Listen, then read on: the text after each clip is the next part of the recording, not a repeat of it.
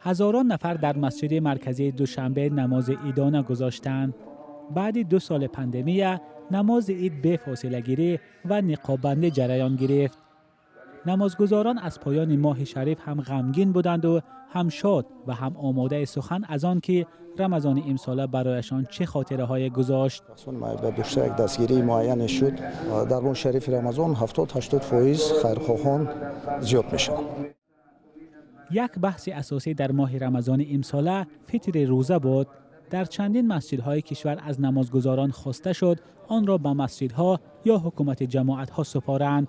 برخی ها این را نادرست می‌حسابند. فطر روزه تان به کی داده؟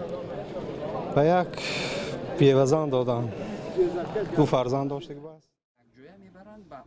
به گفته مفتی تاجیکستان، در مسجد مرکزی دوشنبه از حساب فطر روزه 15,000 سامانه جمع آوری و به 60 عائله کم بضاعت تقسیم شده است. مسجد اعضای مخصوص یک عبارت از چند نفر است و رئیس محله هم هست. همچنین که عیناً مسجد مرکزی با رئیس محله و یک چند نفری باوری که از محله هستند در این یعنی روی خط هستند در یک جایگی.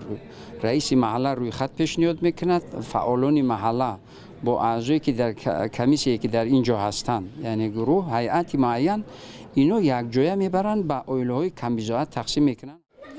مبارک. همه ساله با فرارستی عید فطر و عید قربان بحث عید گردک در تاجیکستان داغ می شود.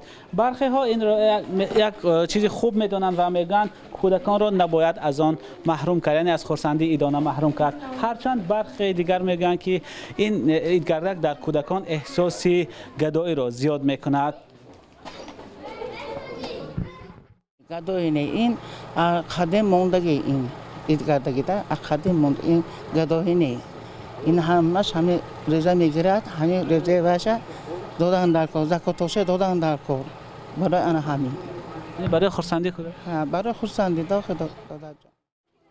پاسخ مقامات به این نظرها چنین است. هیچ کس عید گردک من نکرده است. قبل از من باید قید نمیم که نه حکومت نه اداره دینی نه مسجد هیچ کس عید گردک من نکرده است. لیکن مهم اساس به خطری کودکان در نظر است که کودکان به نظارت نمانند. خدای نکرده در این روزی خرسندی و خوشی و خوشحالی با کدام یعنی که زبان نمی رود با کدام یعنی صدمه های یا که یگان ناخوشی های روبرو نشوند. مقصد این است. عید فطر به مثل دیگر عیدها برای مردم تشویش های هم دارد، از جمله یک باره بالا رفتن نرخ محصولات در بازارها. ولی صرف نظر از این اکثریت تلاش میکنند این عیدی برای مسلمانان مقدس را بر روحیه خاص جشن گیرند. مولا رجب یوسفی شهلای عبدالله، آزادی دوشنبه.